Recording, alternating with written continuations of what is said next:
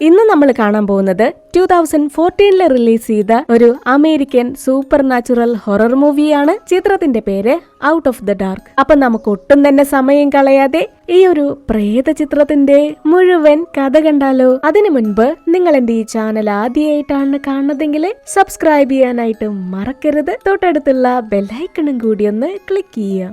വർഷം 1992 കൊളംബിയ. ചിത്രത്തിന്റെ starting സീനില് doctor Andrian പാതിരാത്രി തിരക്കിട്ട് തന്റെ പെട്ടിയും ബാഗൊക്കെ പാക്ക് ചെയ്യാണ്. ഡോക്ടർ എന്തൊക്കെയോ കുറെ ഫയൽസ് എടുത്ത് തീയിലേക്കിട്ട് കത്തിക്കുന്നുണ്ട്. അതെല്ലാം തന്നെ കുഞ്ഞുങ്ങളുടെ മെഡിക്കൽ റിപ്പോർട്ടാണ്. പുള്ളിക്കാരൻ ആകെ വെപ്രാളപ്പെട്ട് ആ ഫയലുകളൊക്കെ കത്തിച്ചോണ്ടിരിക്കുമ്പോ ആ വീടിനുള്ളിൽ നിന്ന് എന്തൊക്കെയോ ശബ്ദങ്ങൾ കേൾക്കാൻ തുടങ്ങി. വീടിന്റെ ഡോറിൽ ആരോ തട്ടുന്നുണ്ട്, ഡോർബെൽ അടിക്കുന്നുണ്ട്. ഡോക്ടർ പെട്ടെന്ന് തന്നെ ബാക്കിയുള്ള ഫയലുകളൊക്കെ വാരിയെടുത്തു. ആ മുറിയിൽ തന്നെ ഒരു ഡം വെയിറ്റർ ഉണ്ട്, ചെറിയൊരു ലിഫ്റ്റ് ഉണ്ട്. ആ ഫയലുകളൊക്കെ അതിനകത്തേക്കിട്ട് പെട്ടെന്ന് തന്നെ പുള്ളിക്കാരൻ മുറിക്ക് പുറത്തേക്ക് ഇറങ്ങി. അപ്പോഴും ഫ്രണ്ട് ഡോറിൽ ആരോ തട്ടിക്കൊണ്ടിരിക്കുക. ഡോക്ടർ പതിയെ ചെന്ന് ഡോറ് തുറന്ന് പുറത്തേക്ക് ഇറങ്ങി. എന്നാ വീടിന് വെളിയില് ആരും തന്നെ ഉണ്ടായിരുന്നില്ല. പുറത്തെ ശക്തിയായിട്ട് മഴ പെയ്തോണ്ടിരിക്കുകയാണ്. ഈ സമയം ബാൽക്കണിയിലെ ഒരു കൊച്ചു പെൺകുട്ടി ഓടിപ്പോകുന്നത് ഡോക്ടർ കാണും. പുള്ളി ഓടിപ്പടഞ്ഞ് മുകളിലെത്തുമ്പോ താഴിട്ട് പൂട്ടിയിരുന്ന അദ്ദേഹത്തിന്റെ മുറി തുറന്നു കിടക്കുകയാണ്. ആ മുറിയിലുണ്ടായിരുന്ന എല്ലാ സാധനങ്ങളും വലിച്ചു വാരിയിട്ടിരിക്കുക. ഡോക്ടർ പെട്ടെന്ന് തന്നെ മേശപ്പുറത്തിരുന്ന ഒരു സർജിക്കൽ നൈഫ് എടുത്തു. എന്നിട്ട് നേരെ ബാൽക്കണിയിലേക്ക് ചെന്നു. അവിടെ ആ പെൺകുട്ടിയെ കാണുന്നില്ല. പക്ഷേ ഡോക്ടറിന് ചുറ്റും എന്തൊക്കെയോ ശബ്ദങ്ങൾ കേൾക്കാം,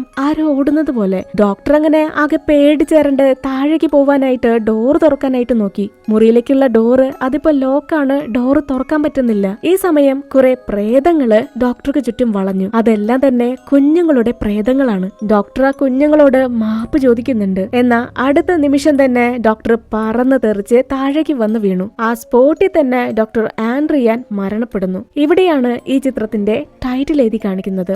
പിന്നീട് 20 വർഷങ്ങൾക്ക് ശേഷം നമ്മുടെ കഥാനായിക സേറയുടെ ഫാമിലിയാണ് നമ്മളെ കാണിക്കുന്നത്. ഹസ്ബൻഡിന്റെ പേര് പോൾ, ഒരു ആർട്ടിസ്റ്റ് ആണ്. കുഞ്ഞുങ്ങൾക്ക് വേണ്ടി കഥകൾ എഴുതുക, ചിത്രങ്ങൾ വരയ്ക്കുക, ഇതാണ് പുള്ളിക്കാരന്റെ ജോലി. പിന്നെ അവർക്ക് 2 പേർക്കും ഒരു മകളുണ്ട്, ഹന്ന. അവരിപ്പോ ഇംഗ്ലണ്ടിൽ നിന്ന് തെക്കേ അമേരിക്കയിലെ സാന്റാക്ലാര എന്ന ചെറിയൊരു പട്ടണത്തിലേക്ക് വന്നിരിക്കുകയാണ്. സാറയുടെ ഡാഡി വർഷങ്ങളായിട്ട് ഇവിടെയാണ് ബിസിനസ് ചെയ്യുന്നത്. ഡാഡിക്ക് ഒരു പേപ്പർ മില്ലുണ്ട്, ഒരു ഫാക്ടറി ഉണ്ട്. ഡാഡിക്ക് ഇപ്പൊ പ്രായമായി. ഇനി ഇതൊക്കെ നോക്കി നടത്തേണ്ടത് സാറയാണ്. പോളിന് ഈ ബിസിനസ്സിലൊന്നും താല്പര്യമില്ല. അതുകൊണ്ട് തന്നെ ഡാഡിയും മരുമോനുമായിട്ട് അത്ര നല്ല അടുപ്പത്തിലല്ല.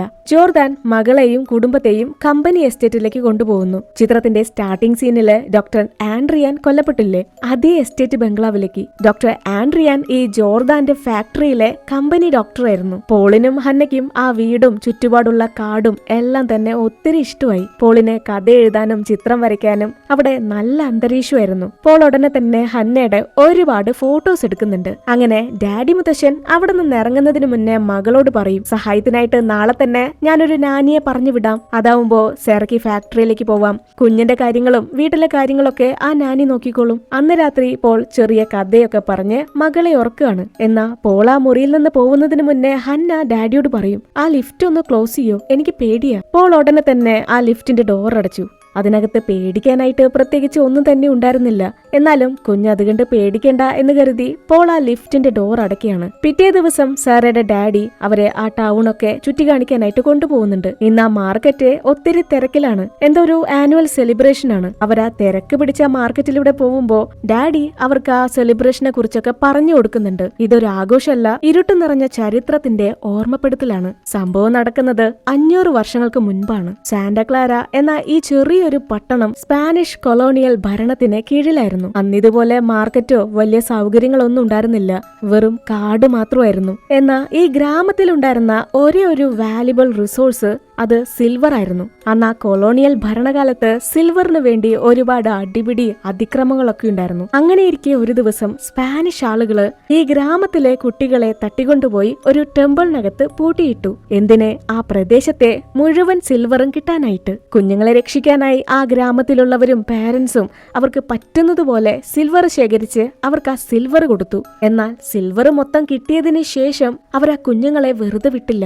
ആ ക്ഷേത്രത്തിന് തീ വെച്ച് കുഞ്ഞുങ്ങളെ എല്ലാവരെയും കൊന്നുകളഞ്ഞു. ആ മരണപ്പെട്ട കുഞ്ഞുങ്ങളുടെ ഓർമ്മയ്ക്ക് വേണ്ടിയാണ് അവർ ഈ ഉത്സവം നടത്തുന്നത്. ആ വേദനിക്കുന്ന ഓർമ്മ ഈ പട്ടണത്തിന്റെ ഉണങ്ങാത്ത മുറിവാണ്. ഈ കഥ കേട്ട് പോളും സേറയും ആകെ അമ്പരന്ന് നിൽക്കുക. ഈ സമയം മുത്തശ്ശൻ കൊച്ചുമോളോട് വർത്താനൊക്കെ പറഞ്ഞ് ഹന്നയ്ക്ക് മിഠായി വാങ്ങിച്ചു കൊടുക്കാനായിട്ട് ഹന്നയെ താഴെ ഇറക്കി. മുത്തശ്ശൻ മിഠായി വാങ്ങുന്ന ആ സമയം പെട്ടെന്ന് മുഖം മറച്ചൊരു കൊച്ചു പെൺകുട്ടി ഹന്നയുടെ കയ്യിലെ പാവ അത് തട്ടിപ്പറിച്ച് അവിടെ നിന്ന് ഓടിക്കളഞ്ഞു. അത് ഹന്നയ്ക്ക് പ്രിയപ്പെട്ട പാവയായിരുന്നു. അവൾ ആ പാവയെ തെരഞ്ഞ് ആ പെൺകുട്ടിയുടെ പിന്നാലെ പോകുന്നുണ്ട്. ഈ സമയം മുത്തശ്ശൻ ഹന്നയെ നോക്കുമ്പോ കുഞ്ഞിനെ കാണുന്നില്ല. ഇവൾ ആ പെൺകുട്ടിയുടെ പിന്നാലെ പോവല്ലേ. അപ്പോഴേക്കും സേറ മകളെ കണ്ടെത്തി. ഒരല്പസമയം കഴിഞ്ഞ് ഡാഡി മകൾക്ക് ഫാക്ടറിയൊക്കെ ചുറ്റി കാണിച്ചു കൊടുക്കുന്നു. അവിടുത്തെ കാര്യങ്ങളൊക്കെ പറഞ്ഞു കൊടുക്കുന്നു. ഈ സമയം പോൾ മകളെ ഗാർഡനിലിരുത്തി കഥ എഴുതുന്ന തിരക്കിലാണ്. ഹന്ന അവിടെ ഒറ്റയ്ക്കിരുന്ന് കളിക്കുന്നുണ്ട്. ഈ സമയം പോൾ ചുമ്മാതെ അവനെടുത്ത കുറെ ഫോട്ടോസൊക്കെ നോക്കിക്കൊണ്ടിരിക്കുക.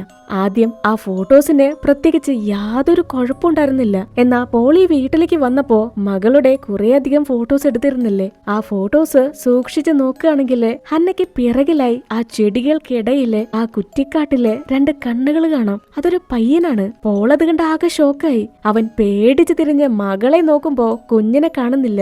മകളെ കാണാതായപ്പോ പോൾ ആകെ പേടിച്ചു പോയി. അവൻ കാട്ടിലേക്ക് ഓടുന്നുണ്ട്. ഈ സമയം ഹന്ന തന്റെ കാണാതായ പാവയെ തെരഞ്ഞ് കാട്ടിലൂടെ നടക്കുക. അവൾക്ക് ആ കാടിനകത്ത് കുട്ടികൾ ഓടിക്കളിക്കുന്ന ശബ്ദങ്ങൾ കേൾക്കാം. അവസാനം ഹന്ന തന്റെ പാവയെ കണ്ടെത്തി. അവൾ ആ പാവയെ എടുക്കാൻ നിൽക്കുന്ന നേരത്താണ് പോൾ അങ്ങോട്ട് ഓടി വരുന്നത്. ഡാഡി വന്നതും താഴെ കിടന്നിരുന്ന ആ പാവയില്ലേ അതങ്ങ് വാനിഷ് ആയി പോയി. പോൾ അങ്ങനെ മകളെയും കൊണ്ട് തിരിച്ച് വീട്ടിലേക്ക് എത്തുമ്പോ കുഞ്ഞിനെ നോക്കാനായിട്ട് ഒരു നാനി വന്നിട്ടുണ്ടാവും. നാനിയുടെ പേരാണ് കാറ്റലീന. ഒരു ടീച്ചറാണ്. അന്ന് രാത്രി പോളും സാറയും ചേർന്ന് ഫാക്ടറിയുടെ ബിസിനസ് പാർട്ട്നേഴ്സിനെ മീറ്റ് ചെയ്യാനായിട്ട് പോവുകയാണ്. ഇന്ന് രാത്രി ടൗണില് സെലിബ്രേഷൻ ഒക്കെ ഉള്ളതുകൊണ്ട് തന്നെ അവര് തിരിച്ചെത്താൻ ഒത്തിരി ലേറ്റ് ആവും. അതുകൊണ്ട് തന്നെ അവര് മകളെ കൊണ്ടുപോകുന്നില്ല. പോൾ നാനിയോട് കാര്യങ്ങളൊക്കെ പറഞ്ഞു കൊടുക്കുന്നുണ്ട്. ഹന്നയ്ക്ക് ഫുഡ് കൊടുക്കണം, 8:30 അവളെ ഉറക്കണം, അവളെ ഉറങ്ങാതിരിക്കാൻ വാശി പിടിക്കും, അതൊന്നും കാര്യം കണ്ട അവളെ ഉറക്കിക്കോണം, എന്തെങ്കിലും അത്യാവശ്യം ഉണ്ടെങ്കിലേ വിളിച്ചാൽ മതിയെന്നും പറഞ്ഞ് പോൾ തന്റെ ഫോൺ നമ്പർ നാനിക്ക് എഴുതി കൊടുക്കുന്നുണ്ട്.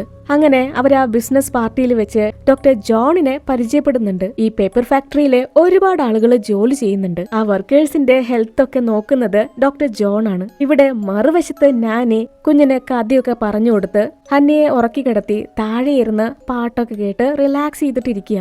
എന്നാൽ ഇതേ സമയം തന്നെ മുറിയിലുണ്ടായിരുന്ന ലിഫ്റ്റിന്റെ ഡോറ് തനിയെ തുറന്നു വന്നു. അതുകണ്ട് ഹന്ന അലറി കരയുന്നുണ്ട്. ആ കരച്ചിലും ബഹളൊന്നും നാനി കേൾക്കുന്നില്ല കേട്ടോ. ലിഫ്റ്റിന്റെ ഡോറ് തുറക്കുന്നത് കണ്ട് ഹന്ന പേടിച്ച് കരഞ്ഞ് തല വഴി പുതപ്പിട്ടിരിക്കുക. അവള് പതിയെ പതിയെ പുതപ്പ് മാറ്റി നോക്കുമ്പോ ആ ലിഫ്റ്റിനകത്ത് ഹന്നയുടെ പാവി ഇരിക്കുന്നുണ്ടാവും. പിന്നെ പറയണ്ടല്ലോ, കുഞ്ഞാ പാവിയെ എടുക്കാനായിട്ട് പതിയെ പതിയെ ലിഫ്റ്റിനടുത്തേക്ക് നടന്നു. എത്രയൊക്കെ ശ്രമിച്ചിട്ടും ഹന്നയ്ക്ക് ആ പാവി എടുക്കാൻ പറ്റുന്നില്ല. അവൾ എങ്ങനെയൊക്കെയോ ആ പാവി എടുക്കാനായിട്ട് അതിന് മുകളിലേക്ക് വലിഞ്ഞു കയറാൻ തുടങ്ങി. അങ്ങനെ തന്നെ കുഞ്ഞ് ലിഫ്റ്റിനകത്തേക്ക് വീണു. ഇതേ സമയം തന്നെ ഹന്നയുടെ ഈ കരച്ചിലും ബഹളമൊന്നും കേൾക്കാതെ നാനി എന്തൊക്കെയോ ശബ്ദങ്ങൾ കേട്ട് വീടിനകത്ത് തെരഞ്ഞോണ്ട് നടക്കുക. ചെന്ന് നോക്കുമ്പോ ഒരു പന്ത് തനിയെ ഉരുണ്ടു പോവാണ്. പിന്നെ നോക്കുമ്പോ ആ പന്ത് മേശപ്പുറത്തിരിക്കുന്നു. ഈ ഒരു കാഴ്ചയും കണ്ട് കാറ്റലീന അത് വിശ്വസിക്കാനാവാതെ ഞെട്ടി നിൽക്കുന്ന നേരത്താണ് പാർട്ടിയൊക്കെ കഴിഞ്ഞ് പോളും വൈഫും വീട്ടിലേക്ക് മടങ്ങി വരുന്നത്. ഹേയ്, മോൾ ഉറങ്ങിയോ? എല്ലാം ഓക്കെ അല്ലേ? അവരെങ്ങനെ കുഞ്ഞിനെ പറ്റി തിരക്കുമ്പോ പെട്ടെന്ന് മുകളിൽ നിന്ന് ഹന്ന അലറിക്കരയുന്ന ശബ്ദം കേൾക്കാം. രണ്ടുപേരും പേടിച്ച് വെപ്രാളപ്പെട്ട് മുറിയിലേക്ക് ഓടി ചെന്നെങ്കിലും ആ മുറിയില് ഹന്ന ഉണ്ടായിരുന്നില്ല. എവിടെ തെരഞ്ഞു നോക്കിയിട്ടും കുഞ്ഞിനെ കാണുന്നില്ല. ഇപ്പോഴാണ് പോളിനൊരു കാര്യം സ്ട്രൈക്ക് ആയത്. അതായത് ഹന്നയ്ക്ക് ആ ലിഫ്റ്റ് പേടിയാണ്. പോൾ പെട്ടെന്ന് തന്നെ ആ ലിഫ്റ്റ് തുറന്നു നോക്കി. അതിനകത്ത് കുഞ്ഞ് ബോധമില്ലാതെ കിടക്കുന്നുണ്ടായിരുന്നു. മാത്രമല്ല ഹന്നയുടെ കാണാതെ പോയ ആ ഡോളും കുഞ്ഞിന്റെ കയ്യിലുണ്ടായിരുന്നു. അത് കണ്ട് പോളിന് ഒന്നും തന്നെ മനസ്സിലായില്ല. ഈ പാവ എങ്ങനെ ഇവിടെ വന്നു? കുഞ്ഞെങ്ങനെ അതിനകത്തേക്ക് വീണത്? ഇപ്പോ ഹന്നയുടെ അവസ്ഥ നോക്കുകയാണെങ്കിൽ വിളിച്ചിട്ട് കണ്ണു തുറക്കുന്നില്ല. നല്ല ചുട്ടുപൊള്ളുന്ന ചൂടാണ്. ദേഹം മൊത്തം പൊള്ളലേറ്റതുപോലെ ചുവന്ന പാടുകളുണ്ട്. അവരെത്രയും പെട്ടെന്ന് തന്നെ കുഞ്ഞിനെ ആശുപത്രിയിലേക്ക് കൊണ്ടുപോയി. ഹന്നയ്ക്ക് കുറെ ബ്ലഡ് ടെസ്റ്റ് ഒക്കെ എടുത്തു നോക്കിയിട്ട് ഡോക്ടർ പറയുന്നത് കുഞ്ഞിന് ഫ്ലൂ ആണ്. ചിലപ്പോ നിങ്ങൾ അറിയാതെ കുഞ്ഞ് എന്തെങ്കിലും വൃത്തിയില്ലാത്ത വെള്ളം കുടിച്ചിരിക്കണം. മാത്രമല്ല ഈ ടൗണിലെ ടാപ്പിൽ വരുന്ന വെള്ളമൊന്നും അത് കുടിക്കാനൊന്നും ഒട്ടും സേഫ് അല്ല. പലർക്കും ഇതുപോലെ ഇൻഫെക്ഷൻ വന്നിട്ടുണ്ട്. ഇതൊന്നും കേട്ടിട്ടും പോളും സേറയും ഡോക്ടർ പറയുന്ന ഈ കാര്യങ്ങള് വിശ്വസിക്കാൻ തയ്യാറല്ല. അവര് കുറച്ചു മുൻപ് പാർട്ടിക്ക് പോകുന്നത് വരെ കുഞ്ഞിന് യാതൊരു കുഴപ്പവും ഉണ്ടായിരുന്നില്ല. അങ്ങനെ കൊച്ചുമോൾക്ക് തീരെ സുഖമില്ലെന്നറിഞ്ഞ് മുത്തശ്ശൻ ആശുപത്രിയിലേക്ക് ഓടിയെത്തി. ഇപ്പോ ഹന്നയുടെ ബ്ലഡ് ടെസ്റ്റിന്റെ റിസൾട്ട് ഒക്കെ കിട്ടണമെങ്കിൽ ഏകദേശം 2-3 ആഴ്ച സമയം എടുക്കും. എന്നിട്ട് മാത്രമേ എന്തെങ്കിലും ട്രീറ്റ്മെന്റ് എടുക്കാൻ പറ്റത്തുള്ളൂ. അത്രയും നാളൊന്നും സാറയ്ക്കും പോളിനും കാത്തിരിക്കാൻ പറ്റത്തില്ല. രണ്ടുപേരും ഒത്തിരി പാനിക്കായി. അതിന് ഡാഡി പറയും, നിങ്ങൾ പേടിക്കാതിരിക്കുക, ഹന്നയുടെ ഹെൽത്തിന്റെ കാര്യങ്ങളൊക്കെ ഡോക്ടർ ജോൺ നോക്കിക്കോളും, നമുക്ക് എത്രയും പെട്ടെന്ന് തന്നെ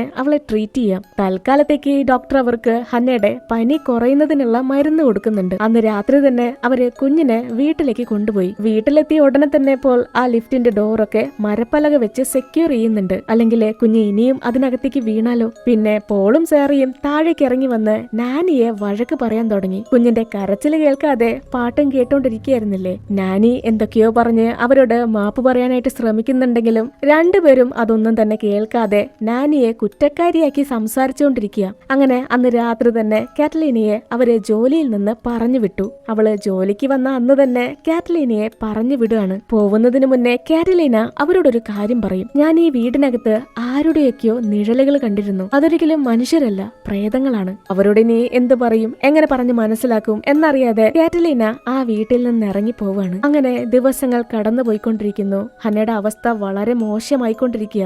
അന്നത്തെ ദിവസം കമ്പനി ഡോക്ടറായ ജോൺ ഹന്നയുടെ ബ്ലഡ് ടെസ്റ്റിനെ കുറിച്ച് സംസാരിക്കുന്നുണ്ട്. ഹന്നയ്ക്ക് പ്രത്യേകിച്ച് ഹെൽത്ത് പ്രോബ്ലം ഉള്ളതായിട്ട് കാണുന്നില്ല. പക്ഷേ എങ്ങനെയാണെന്ന് അറിയില്ല, കുഞ്ഞിന്റെ ശരീരത്തിലേക്ക് ഒരു പ്രത്യേകതരം വൈറസ് ഇൻഫെക്റ്റഡ് ആയിട്ടുണ്ട്. നമുക്കത് ട്രീറ്റ് ചെയ്യാവുന്നതേ ഉള്ളൂ എന്ന് പറഞ്ഞ് ഡോക്ടർ ജോൺ സാറയ്ക്ക് കുറച്ച് മെഡിസിൻസ് കൊടുക്കുന്നുണ്ട്. ഈ മരുന്ന് കറക്റ്റ് ആയിട്ട് കഴിക്കുകയാണെങ്കിൽ ഒരു 4 ദിവസത്തിനുള്ളിൽ ഹന്ന റിക്കവർ ആവും. ഒരല്പസമയം കഴിഞ്ഞ് ഡാഡി മകളെ കാണാനായിട്ട് ഫാക്ടറിയിലെത്തി. അദ്ദേഹം ബിസിനസിന്റെ ആവശ്യത്തിനായിട്ട് മറ്റൊരു ടൗണിലേക്ക് പോവാണ്. കുറച്ചു ദിവസം ഫാക്ടറിയും കാര്യങ്ങളൊക്കെ നോക്കേണ്ടത് സാറയാണ്. അന്ന് രാത്രി ആയതോടെ ഹന്നയുടെ അവസ്ഥ വളരെ മോശമായിക്കൊണ്ടിരുന്നു. മരുന്ന് കഴിച്ചിട്ടും യാതൊരു മാറ്റവുമില്ല. കുഞ്ഞിന്റെ ശരീരം മുഴുവനും പൊള്ളലേറ്റതുപോലെ പാടുകൾ സ്പ്രെഡ് ആയിക്കൊണ്ടിരിക്കുക. രണ്ടുപേർക്കും ഇനി എന്ത് ചെയ്യണമെന്നറിയില്ല. ഇപ്പൊ പോൾ വൈഫിനോട് പറയും, നമുക്ക് എത്രയും പെട്ടെന്ന് തന്നെ നാട്ടിലേക്ക് തിരിച്ചു പോവാം, അവൾക്കിപ്പോ വേണ്ടത് പ്രോപ്പർ ആയിട്ടുള്ള മെഡിക്കൽ ട്രീറ്റ്മെന്റ് ആണ്. അങ്ങനെ പിറ്റേന്ന് തന്നെ അവര് ഇംഗ്ലണ്ടിലേക്ക് തിരിച്ചു പോവാനായിട്ട് തീരുമാനിക്കുന്നുണ്ട്. രണ്ടുപേരും അന്ന് രാത്രി മുഴുവനും മകൾക്ക് കാവലിരിക്കുന്നു. അങ്ങനെ കുറച്ചു കഴിഞ്ഞ് സെറ ചായ ഉണ്ടാക്കാനായിട്ട് കിച്ചണിലേക്ക് പോയി. ഈ സമയം പോൾ ആണെങ്കില്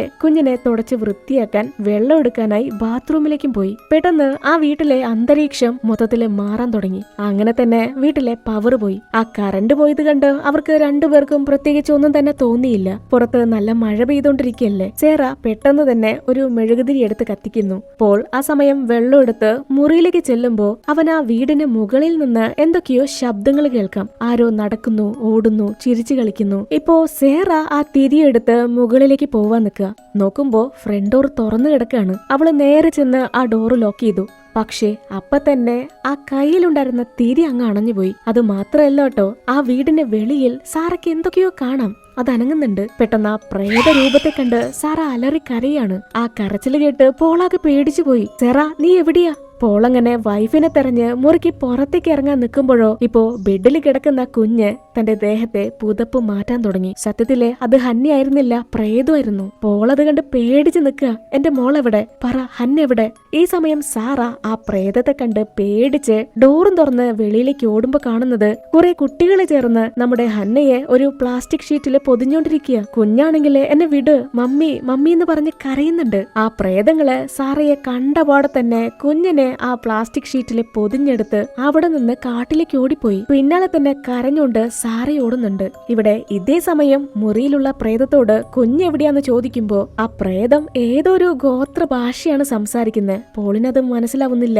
ഒക്കെ മഹനീയ ഈ വാക്ക് തന്നെ പറഞ്ഞുകൊണ്ടിരിക്കുകയാണ്. അങ്ങനെ തന്നെ ആ പ്രേതം അവിടെ നിന്നും മറഞ്ഞുപോയി. മറുവശത്ത് സേറ കുഞ്ഞിന്റെ പിന്നാലെ ഓടി ചെന്നെങ്കിലും അവൾക്ക് ആ കാടിനകത്ത് ഹന്നയെ കണ്ടെത്താൻ കഴിഞ്ഞില്ല. ഒരല്പസമയം കഴിഞ്ഞ് പോലീസ് സംഭവ സ്ഥലത്തെത്തി പേരൻസിനോട് കാര്യങ്ങളൊക്കെ ചോദിച്ചറിയുന്നു. ഇപ്പോഴും അവര് കണ്ടത് പ്രേതങ്ങളാണോ മനുഷ്യരാണോ എന്നറിയാതെ രണ്ടുപേരും ആകെ കൺഫ്യൂസ്ഡ് ആണ്. അവര് പോലീസിനോട് പറയും, കുറച്ച് കുട്ടികൾ ചേർന്നാണ് ഹന്നയെ തട്ടിക്കൊണ്ടുപോയത്. ആ കുട്ടികളൊക്കെ മുഖത്ത് തുണി കൊണ്ട് കെട്ടിയിരുന്നു. പോലീസുകാർ ആ പേരൻസിനെ സമാധാനിപ്പിക്കുന്നുണ്ട്. കുഞ്ഞിനെ എത്രയും പെട്ടെന്ന് കണ്ടെത്താം. ഇത് നിങ്ങൾ വിചാരിക്കുന്നത് പോലെ ചെറിയൊരു കാടല്ല. അതുകൊണ്ട് കുഞ്ഞിനെ തെരഞ്ഞു കണ്ടെത്താൻ കുറച്ച് സമയം എടുക്കും. അവര് രണ്ടുപേരും കുഞ്ഞിനെ തട്ടിക്കൊണ്ടുപോയത് പ്രേതങ്ങളാണെന്ന് പറയില്ല. പക്ഷേ അവർക്ക് ഉറപ്പായിരുന്നു, കാറ്റലീന പറഞ്ഞതുപോലെ ഈ വീടിന് എന്തോ കുഴപ്പമുണ്ട്. ഇനി അവരെ സഹായിക്കാൻ കാറ്റലീനയ്ക്ക് മാത്രമേ പറ്റൂ. കാരണം ഇവിടെ നടക്കുന്ന സംഭവങ്ങൾക്ക് പിന്നിലെ കാരണം അത് ഈ ഗ്രാമത്തിലെ താമസിക്കുന്ന ആളുകൾക്ക് മാത്രമേ അറിയൂ, അല്ലെ? ഉടനെ തന്നെ പോൾ കാറ്റലീനയെ കാണാനായിട്ട് ഗ്രാമത്തിലേക്ക് പോയി. സമയം പാതിരാത്രിയാണ്. കുഞ്ഞിനെ കാണാനില്ലാന്നറിഞ്ഞ് നാനി ആകെ ഞെട്ടിപ്പോയി. പോൾ ആ പ്രേതത്തോട് എന്റെ കുഞ്ഞെവിടെയാന്ന് ചോദിച്ചപ്പോ ആ പ്രേതം അവനോട് പറഞ്ഞത് ഒരു ഗോത്ര ഭാഷയാണ്, ഒക്കമഹനിയ. അത് കേട്ട് കാറ്റലീന ആകെ ഷോക്കായി. ഈ ഒക്കമഹനിയ എന്ന് വെച്ചാല് ചുവന്ന വെള്ളം എന്നാണ് അർത്ഥം. അതായത് പണ്ട് കാലത്ത് കുഞ്ഞുങ്ങളെ ചുട്ടരിച്ച് കൊലപ്പെടുത്തിയ ആ ടെമ്പിളില്ലേ, അതിനെ വിളിക്കുന്നതാണ് ഒക്കമഹനിയ. ഉടനെ തന്നെ നാനി പോളിനെ ആ ഗ്രാമത്തിലെ പഴയൊരു ചർച്ചിലേക്ക് കൂട്ടിക്കൊണ്ടുപോയി. ആ ടെമ്പിൾ ഇരുന്ന സ്ഥലത്ത് ഇപ്പോ ഈ ഒരു ചർച്ചാണ് ആ കുഞ്ഞുങ്ങളുടെ ഓർമ്മയ്ക്കായിട്ട്. അവരിപ്പോഴും ആ കുഞ്ഞുങ്ങളുടെ വേദനയോർത്ത് അവർക്ക് വേണ്ടി പ്രാർത്ഥിച്ചുകൊണ്ടിരിക്കുകയാണ്. കാറ്റലീന ആ ചർച്ചിലെ പ്രീസ്റ്റിനോട് നടന്ന കാര്യങ്ങളൊക്കെ പറയും. ഈ സമയം പോൾ ആ ചർച്ചിനുള്ളിലെ കുഞ്ഞുങ്ങളുടെ പ്രതിമകളൊക്കെ കണ്ട് ആകെ ഇമോഷണൽ ആയിട്ട് നിൽക്കുക. പെട്ടെന്ന് അതിലൊരു സ്റ്റാറ്റ്യൂ അനങ്ങുന്നുണ്ട്. മുഖം മറച്ചിരുന്ന ആ പയ്യൻ പോളിനെ കണ്ടതും ആ ചർച്ചിനകത്തു നിന്നും പുറത്തേക്ക് ഓടിപ്പോയി. അവനും ആ പയ്യന്റെ പിന്നാലെ അലറി വിളിച്ചുകൊണ്ട് ഓടുന്നുണ്ട്, പറ എന്റെ മകൾ എവിടെ? ആ മുഖം മറച്ച പയ്യൻ അങ്ങനെ ആ ഗ്രാമത്തിലെ തന്നെ ഒരു വീടിനകത്തേക്ക് കയറിപ്പോയി. പോളിനാണെങ്കിൽ ഇനി എന്ത് ചെയ്യണോന്നറിയില്ല.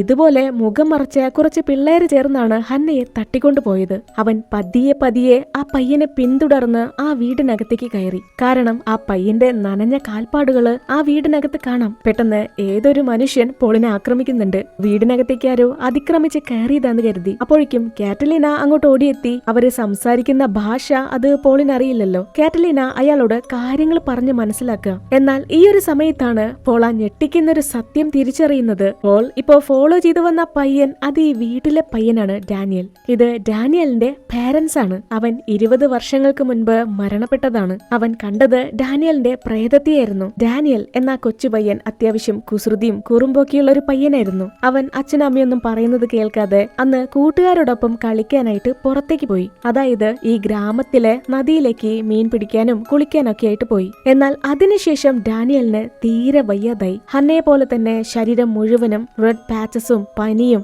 അവന് സംസാരിക്കാൻ തന്നെ പറ്റാതായി. ഡാനിയലിന് മാത്രമല്ല, അന്ന് ഡാനിയലിനോടൊപ്പം ആ നദിയിൽ കുളിച്ച എല്ലാ കുഞ്ഞുങ്ങളുടെ അവസ്ഥ ഇത് തന്നെയായിരുന്നു. എന്നാൽ ഒരു ദിവസം ഡാനിയലിനെയും അവന്റെ കൂട്ടുകാരെയും ആശുപത്രിയിൽ നിന്ന് കാണാതായി. ആ കുഞ്ഞുങ്ങളൊക്കെ എവിടെ പോയി? അവർക്ക് എന്താണ് സംഭവിച്ചത്? ഇതൊന്നും തന്നെ ആർക്കും കണ്ടെത്താൻ കഴിഞ്ഞില്ല. ഈ ഗ്രാമത്തിലുള്ളവരും ആ കുഞ്ഞുങ്ങളുടെ പേരൻസും വിശ്വസിക്കുന്നത് അവരുടെ കുട്ടികളെ കൊണ്ടുപോയത്, അവരെ കൊലപ്പെടുത്തിയത് ആ ടെമ്പിളിനകത്ത് കത്തിക്കരിഞ്ഞ കുഞ്ഞുങ്ങളുടെ പ്രേതങ്ങളാണ്. അതിന് കാരണം ആ ഒരു ഏൻഷ്യന്റ് ട്രാജഡി ആണെന്നാണ് അവരിപ്പോഴും വിശ്വസിക്കുന്നത്. പക്ഷേ ഡാനിയലിന്റെ പേരൻസ് ഈ പ്രേത കഥകളൊന്നും തന്നെ വിശ്വസിക്കുന്നില്ല. ആ റിവറിൽ കുളിച്ചത് കാരണമാണ് കുഞ്ഞുങ്ങൾക്ക് അസുഖം ബാധിച്ചത്. അപ്പോ കുഞ്ഞുങ്ങളുടെ ഡിസപ്പിയറിന് കാരണം ആ നദിയാണ്, ആ നദിയിലെ വിഷമാണ്. അതിന് പിന്നിലെ പ്രേതങ്ങളല്ല, മനുഷ്യരാണ്. ഡാനിയൽ കാണാതായതിന് തൊട്ടു പിന്നാലെ തന്നെ ഡാനിയലിന്റെ അച്ഛന്റെ ജോലി നഷ്ടപ്പെട്ടു. അദ്ദേഹം പഴയൊരു പേപ്പർ ഫാക്ടറിയിലായിരുന്നു ജോലി ചെയ്തിരുന്നത്. യാതൊരു കാരണമില്ലാതെ ആ ഫാക്ടറി അടച്ചുപൂട്ടി. ഗ്രാമത്തിലുള്ള ഒരുപാട് പേരുടെ ജോലി നഷ്ടപ്പെട്ടു. ഇപ്പോ ഡാനിയലിന്റെ പേരൻസ് പറയുന്നത് വെച്ച് നോക്കുമ്പോ ആ പഴയ പേപ്പർ ഫാക്ടറിയുടെ ഉടമസ്ഥൻ അതവന്റെ ഫാദർ ഇൻ ലോ ആണ്, അതായത് സേറയുടെ ഡാഡിയാണ്. ഇപ്പോ ഡാനിയലിന്റെ അച്ഛൻ പോളിനെ ആ പഴയ ഫാക്ടറി എവിടെയാണെന്ന് ചൂണ്ടിക്കാണിച്ചു കൊടുക്കുന്നുണ്ട്. അതാ നദിക്ക് തൊട്ടായിട്ട് കാടിന് നടുക്കാണ്. ഈ ഒരു കാര്യം സാറയ്ക്കോ പോളിനോ അറിയില്ല. പുതിയ ഫാക്ടറി ഉള്ളത് സിറ്റിയിലാണ്, ഗ്രാമത്തിലല്ല. അങ്ങനെ ആ പഴയ ഫാക്ടറി തെരഞ്ഞ് പോൾ ആ കാട്ടിലേക്ക് പോവാണ്. കൂടെ തന്നെ ഡാനിയലിന്റെ ഡാഡിയുണ്ട്. ഇവിടെ മറുവശത്ത് സേറ പോലീസിൽ നിന്നും എന്തെങ്കിലും വിവരം കിട്ടോ എന്നറിയാനായിട്ട് കാത്തിരിക്കുകയാണ്. ഈ ഒരു സമയത്താണ് അവള് കുഞ്ഞ് വരച്ചിരുന്ന ചിത്രങ്ങൾ ശ്രദ്ധിക്കുന്നത്. അതായത് ഹന്ന ആ ഒരു ഡം വെയിറ്ററിന്റെ ചിത്രം വരച്ചു വെച്ചിരിക്കുകയാണ്. അത് കണ്ടതോടെ സേറയ്ക്ക് എന്തോന്ന് സ്ട്രൈക്കായി. ആ ലിഫ്റ്റ് മുകളിലേക്ക് ഭക്ഷണം എത്തിക്കാനുള്ളതാണ്. അപ്പോ ആ ലിഫ്റ്റിന്റെ മറ്റൊരു ഡോറ് കിച്ചണിലാണ്. അവള് കിച്ചണിലെ കബോർഡൊക്കെ മാറ്റി നോക്കുമ്പോ താഴെ ആ ലിഫ്റ്റിന്റെ ഡോറ് കാണാം. അതിനകത്ത് എന്ത് കുട്ടിച്ചാത്തനാണ് മറഞ്ഞിരിക്കുന്നതെന്നറിയാൻ അവള് കയറ് വഴി താഴേക്കിറങ്ങി. പാതി എത്തുമ്പോഴേക്കും കയറും പൊട്ടി സേറ തലയും കുത്തി താഴേക്ക് വീണു. അത്രയും ആഴമില്ലാത്തതുകൊണ്ട് തന്നെ അവൾക്ക് കാര്യമായിട്ടൊന്നും പറ്റിയില്ല. എന്നാൽ ആ ലിഫ്റ്റിനകത്ത് കുറച്ചധികം തന്നെ മെഡിക്കൽ ഡോക്യുമെന്റ്സ് ഉണ്ടായിരുന്നു. അതെല്ലാം തന്നെ കുഞ്ഞുങ്ങളുടെ ഡെത്ത് സർട്ടിഫിക്കറ്റ് ആയിരുന്നു. മെർക്കുറി വിഷം അകത്തേക്ക് ചെന്ന് 9 കുഞ്ഞുങ്ങൾ മരണപ്പെട്ടു. ചിത്രത്തിന്റെ സ്റ്റാർട്ടിംഗ് സീനില് ഡോക്ടർ ആൻഡ്രിയനെ കണ്ടിരുന്നില്ലേ? ഡോക്ടറാണ് ആ 9 കുഞ്ഞുങ്ങളെ ട്രീറ്റ് ചെയ്തിരുന്നത്. എന്നാൽ ഡോക്ടറെ കൊണ്ട് അവരെ രക്ഷിക്കാൻ കഴിഞ്ഞില്ല. ആ 9 കുഞ്ഞുങ്ങളും മരണപ്പെട്ടു. ആ മെഡിക്കൽ റിപ്പോർട്ടിൽ പറഞ്ഞിരിക്കുന്നത് പോലെയാണ് ഇപ്പോ ഹന്നയുടെ അവസ്ഥ. കടുത്ത പനി, ശരീരം മുഴുവനും പൊള്ളിയതുപോലുള്ള പാടുകള്. സേറ നേരെ ഫാക്ടറിയിലേക്ക് ചെന്ന് ഡോക്ടർ ജോണിനോട് ഇക്കാര്യങ്ങളൊക്കെ പറഞ്ഞ് ഒച്ചയും ബഹളൊക്കെ വെക്കുന്നുണ്ട്. ഈ പറയുന്ന കാര്യങ്ങളൊക്കെ കേട്ട് ഡോക്ടർ ആകെ ഞെട്ടി നിൽക്കുക. ബ്ലഡ് ടെസ്റ്റ് എടുത്തപ്പോഴും ഹന്നയുടെ ബ്ലഡില് മെർക്കുറിയുടെ അംശമുള്ളതായിട്ട് കണ്ടെത്താൻ കഴിഞ്ഞില്ല. ഇപ്പോ ആ ഡോക്യുമെന്റ്സ് ഒക്കെ വായിച്ചു നോക്കുമ്പോഴാണ് ഡോക്ടർ ജോൺ ആ ഒരു സത്യം തിരിച്ചറിയുന്നത്. ഈ മരണപ്പെട്ട 9 കുഞ്ഞുങ്ങളെ ചികിത്സിച്ചത് ഡോക്ടർ ജോണിന്റെ ഡാഡിയാണ്, അതായത് ഡോക്ടർ ആൻഡ്രിയാനാണ്. ഇങ്ങനെ ഒരു വിഷദുരന്തം ഉണ്ടായതോ ആ കുഞ്ഞുങ്ങൾ മരിച്ചതോ ഡോക്ടർ ജോണിന് അറിയില്ല, ആർക്കും അറിയില്ല. കൂടുതൽ കാര്യങ്ങളൊന്നും തന്നെ ഡോക്ടർ ജോണിന് അറിയില്ല. സേറ തിരിച്ച് വീട്ടിലെത്തി. ഡാഡി ബിസിനസ് ടൂറും കഴിഞ്ഞ് തിരിച്ച് വീട്ടിലേക്ക് വരുന്നതും കാത്തിരിക്കുക. അന്ന് വൈകിട്ട് തന്നെ ജോർദാൻ മകളെ കാണാനായിട്ട് എസ്റ്റേറ്റിലെത്തി. സേറ കൂടുതലൊന്നും തന്നെ ഡാഡിയോട് വിവരിക്കാൻ നിന്നില്ല. നേരെ ആ ഡോക്യുമെന്റ്സ് ഒക്കെ എടുത്ത് ജോർദാന്റെ മുഖത്തേക്ക് വലിച്ചെറിഞ്ഞു. ആ സർട്ടിഫിക്കറ്റ്സ് കണ്ട് ജോർദാൻ അങ്ങ് ഞെട്ടിപ്പോയി. 20 വർഷങ്ങൾക്ക് ശേഷം ആ ഒരു ചോദ്യം അയാളെ തേടി എത്തിയിരിക്കുക. 9 കുഞ്ഞുങ്ങൾക്കും എന്താണ് സംഭവിച്ചത്? അവരെവിടെ പോയി? ഒടുക്കം ഡാഡി സത്യങ്ങള് മകളോട് തുറന്നു പറയുന്നു. ജോർദാന്റെ ആ പഴയ ഫാക്ടറി ഉണ്ടായിരുന്നത് ആ റിവറിന് തൊട്ടായിരുന്നു. 1992 ആ ഫാക്ടറിയിൽ നിന്നുള്ള വേസ്റ്റ് ഒക്കെ പുറന്തള്ളിയിരുന്നത് തൊട്ടടുത്തുള്ള നദിയിലേക്കായിരുന്നു. അങ്ങനൊരു ദിവസം ഫാക്ടറിയിൽ നിന്ന് മെർക്കുറി ലീക്കായി. വേസ്റ്റ് മാനേജ്മെന്റ് സിസ്റ്റത്തിനെ അതൊരിക്കലും സ്റ്റോപ്പ് ചെയ്യാനായിട്ട് സാധിച്ചില്ല. അങ്ങനെ ആ നദിയിൽ കുളിച്ചിരുന്ന കുട്ടികൾക്ക് മെർക്കുറി വിഷം ഉള്ളിലേക്ക് ചെന്ന് ഇൻഫെക്റ്റഡ് ആയി. കുഞ്ഞുങ്ങൾ എല്ലാവരും ആശുപത്രിയില് ചികിത്സയിലായിരുന്നു. അടുത്ത ദിവസം തന്നെ കുട്ടികൾ എല്ലാവരും മരണപ്പെട്ടു. ഇക്കാര്യം അറിഞ്ഞ കമ്പനി ഡോക്ടറും ഡാഡിയും ചേർന്ന് കുഞ്ഞുങ്ങളുടെ ഡെഡ് ബോഡി ആരും അറിയാതെ ആശുപത്രിയിൽ നിന്ന് മാറ്റി. ആ ഡെഡ് ബോഡികളൊക്കെ കാടിനുള്ളിൽ അടക്കം ചെയ്തു. അതായത് ഇക്കാര്യം പുറത്തറിഞ്ഞു കഴിഞ്ഞാൽ കുഞ്ഞുങ്ങൾ മരിക്കാൻ കാരണം മെർക്കുറി വിഷമാണെന്നറിയും, കമ്പനിയുടെ റെപ്യൂട്ടേഷനെ ബാധിക്കും. അങ്ങനെ ഡാഡിയാണ് പോലീസിന് കൈക്കൂലി കൊടുത്ത് ഈ ഒരു കാര്യം മറച്ചു വെച്ചത്. മരിച്ച കുഞ്ഞുങ്ങളുടെ പാരന്റ്സ് വിചാരിച്ചത്